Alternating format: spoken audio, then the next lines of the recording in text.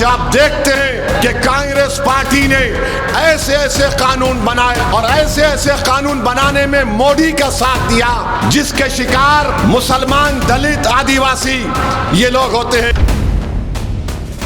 Man in uniform यानी जो police वाला होता है उसमें एक किस्म से नफरत होती है मुस्लिम अकलियत के ताल्लुक से। ये फैक्ट है। मैंने कहा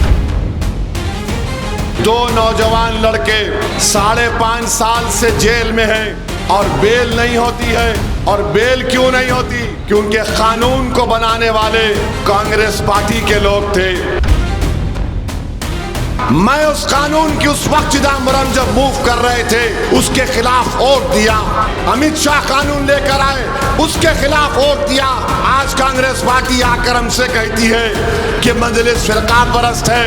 अरे तुमने जो बर्बादी की अगर दास्तान तुम्हारी बोलना शुरू करूंगा ना तो तुम मेरी जबान का मुकाबला नहीं कर सकोगे। क्या कोई कांग्रेस पार्टी का नेता आजादी के बाद से कभी 1 साल, 2 साल, 5.5 साल जेल में रहा? बताओ कांग्रेसियों, क्या तुम आज अपनी गलती का इकरार करने को तैयार हो? कि हालिया दिनों में सुप्रीम कोर्ट ने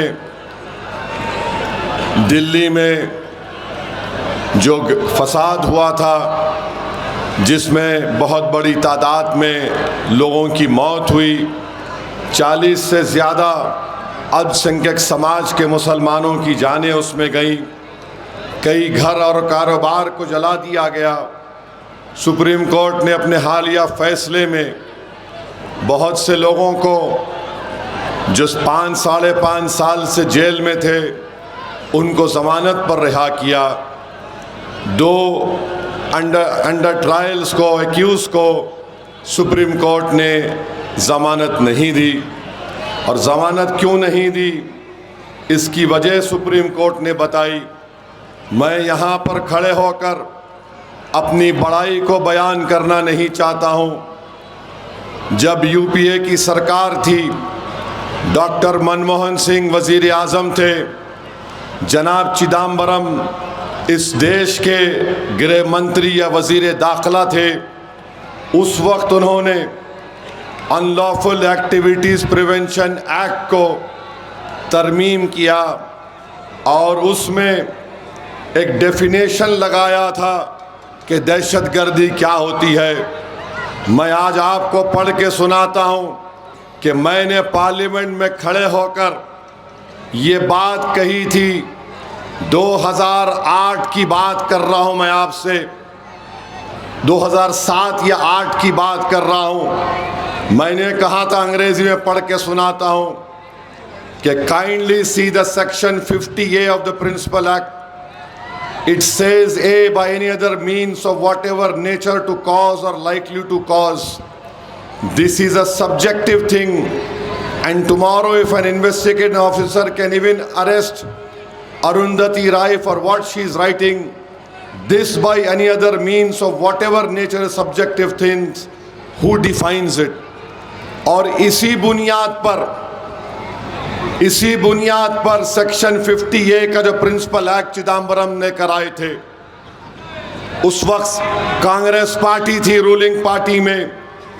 मैंने पूछा था कि by any other means of what ever nature का मतलब क्या है, तो सुप्रीम कोर्ट ने इसी बुनियाद पर बाय एनी अदर मीन्स को इस्तेमाल करके, जिसको कांग्रेस पार्टी ने कानून बनाया था, जिसको असदुद्दीन ओवैसी ने पहले कहा था कि इसका गलत इस्तेमाल होगा, आज आप देखते हैं कि 2 नौजवान लड़के 5.5 साल से जेल में हैं और बेल नहीं होती है।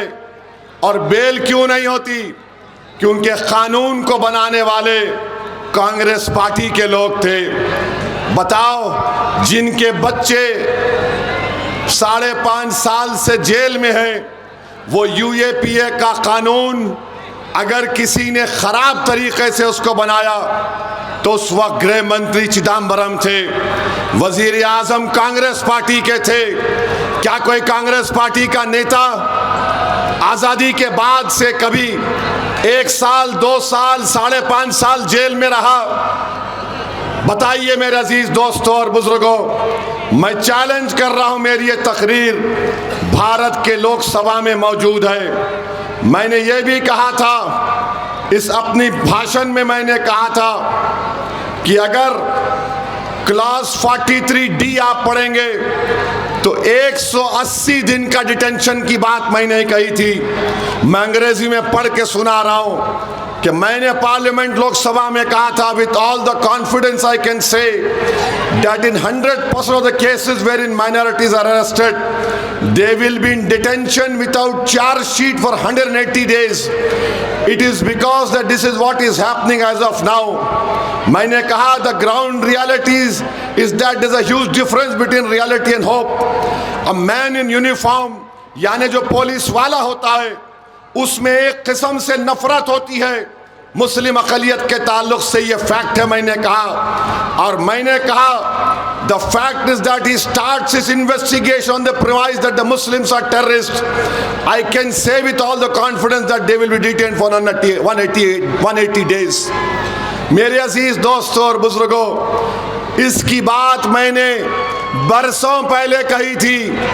आज जिन बच्चे जेल में सड़ रहे हैं, जो मोदी के खिलाफ अगर कोई तकरीर करता है या फेसबुक पर लिखता है, तो ये मोदी सरकार उस कानून को इस्तेमाल करती है जिसको डॉक्टर मनमोहन सिंह की सरकार ने इसको मंजूर करवाया था।